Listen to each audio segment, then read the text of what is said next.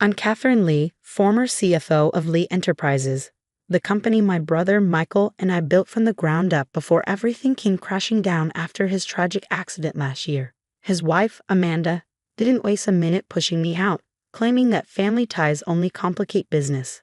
As I skimmed through the forensic audit report on my desk, I can't help but wonder if she remembers the day she handed me full access to every company account.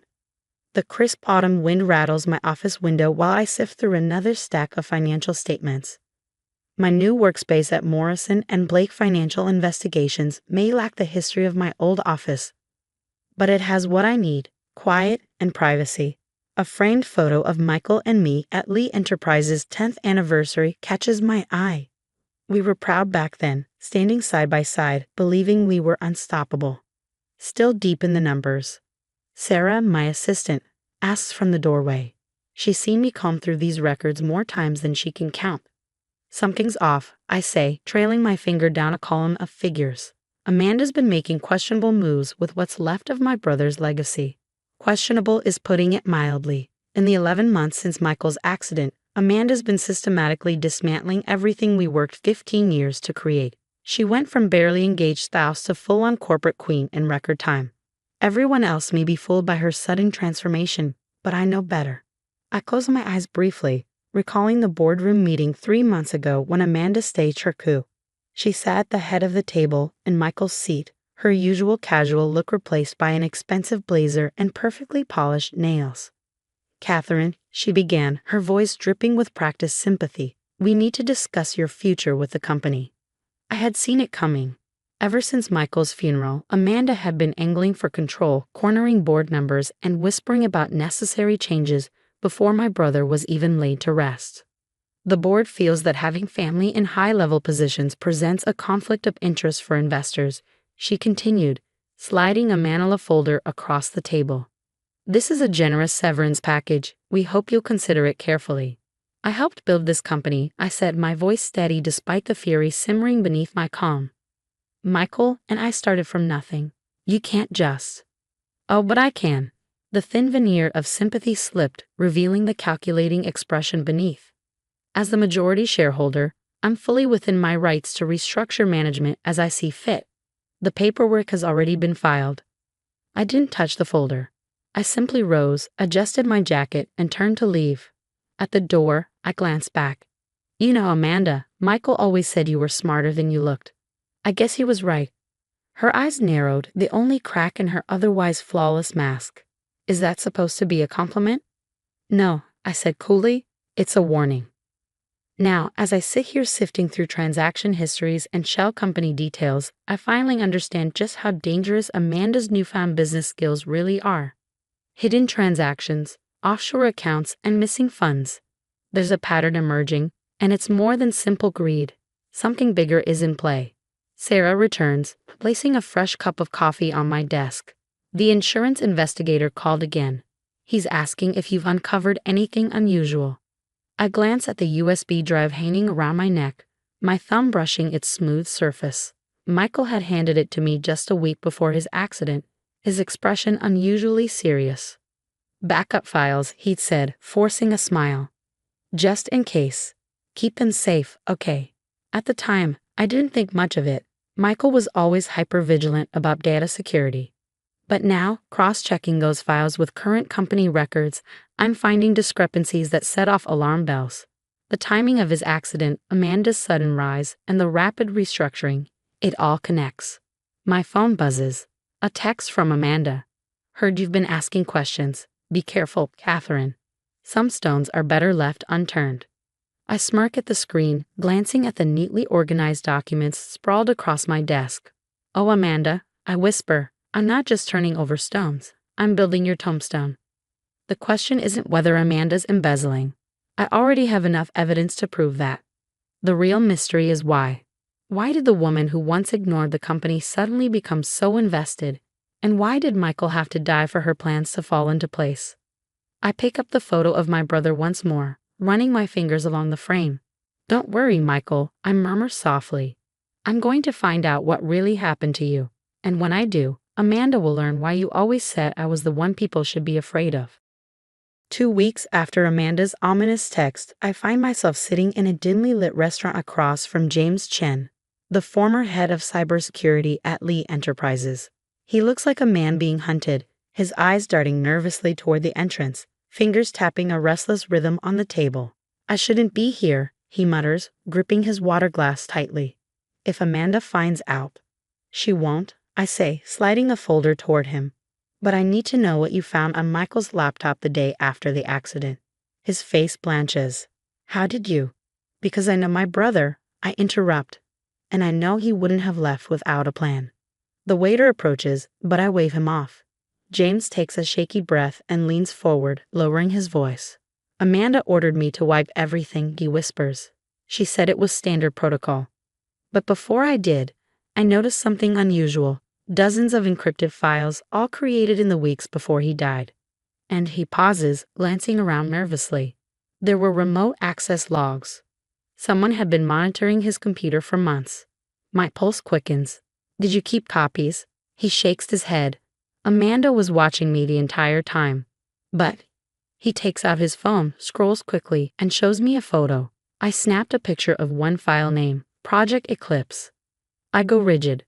Project Eclipse, the same term I'd seen buried in the suspicious financial transactions. James notices my reaction. You know what it means, don't you? Before I can respond, my phone vibrates. A text from Sarah. Emergency.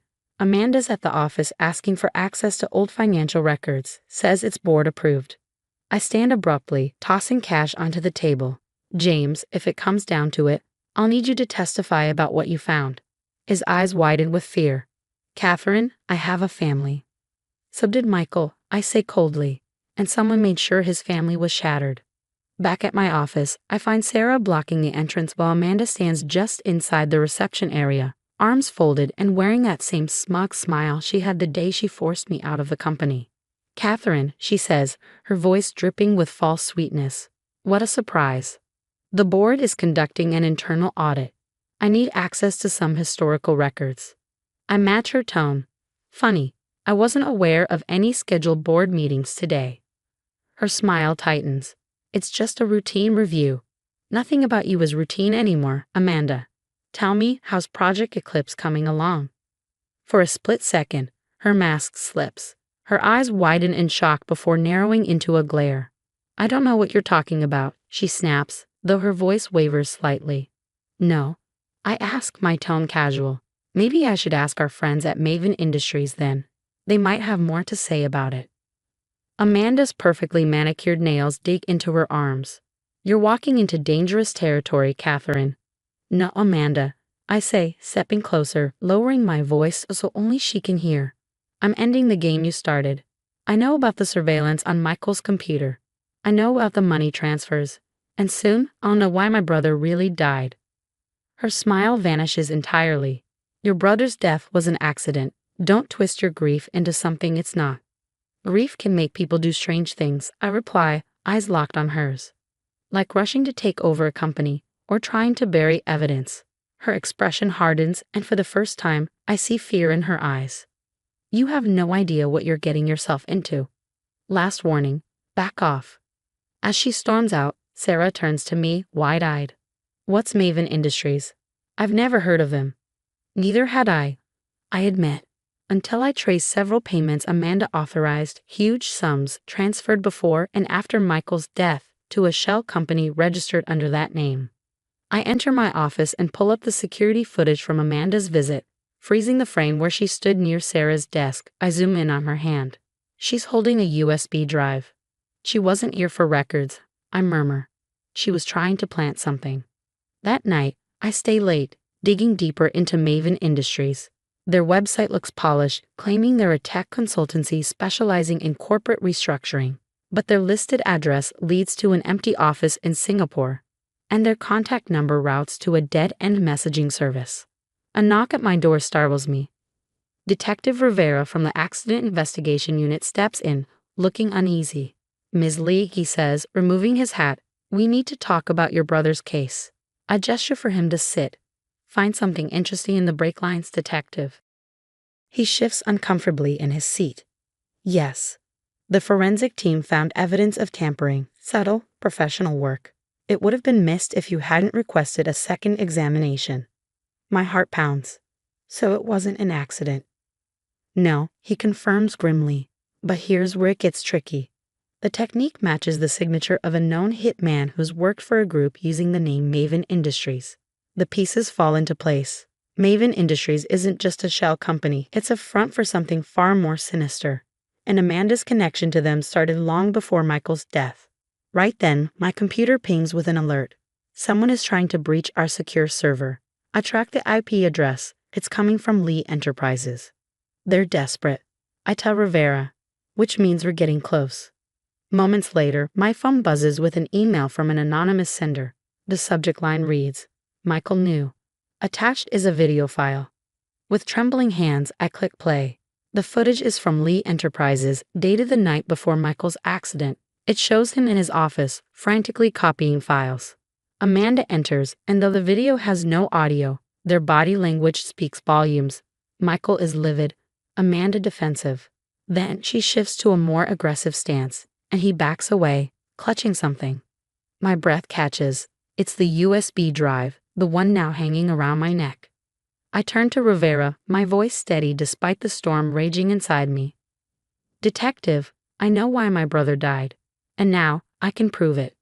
The Lee Enterprises boardroom is steeped in tense silence as I finish my presentation. All eyes are on Amanda, seated rigidly at the head of the table. Her usual poised expression falters, cracks forming in her polished exterior. Project Eclipse, I say, my voice steady, echoing in the stillness, wasn't just a corporate restructuring plan. It was a cover for a murder conspiracy. I let the words hang, watching the ripple of unease spread across the board. Amanda partnered with Maven Industries months before Michael's death, using their shell companies to funnel stolen assets. But Michael found out, and he wasn't going to let it happen. I click play on the security footage. The screen flickers to life, showing Michael in his office, tense and angry. The board watches, horrified, as Amanda enters and the silent confrontation unfolds. Michael's accusations, Amanda's growing hostility, the unmistakable threat in her body language. The next day, I continue, forcing my voice to remain calm. Michael's brakes failed, and within hours, Maven Industries received a final payment, $2 million. Amanda breaks the silence, her voice sharp but trembling. You can't prove any of this, she snaps, though the fear in her eyes betrays her. Actually, I can. I nod toward the door.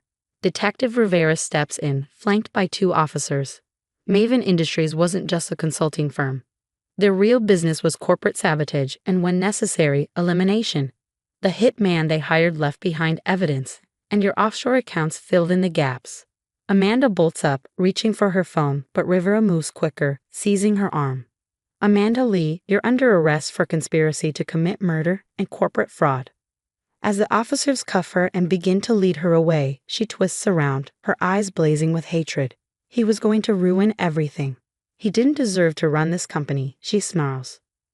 No, Amanda, I say, my tone cold and final. The company was Michael's life, and now it's your downfall. 3 months later, I'm back in my old office, the familiar space carrying a new sense of purpose. After Amanda's arrest, the board unanimously voted to reinstate me as CFO and interim CEO. Her trial is approaching fast, with James and Detective Rivera both ready to testify. I set Michael's photo on my desk, beside a framed copy of the day's newspaper. The bold headline reads, Corporate Murder Plot Uncovered.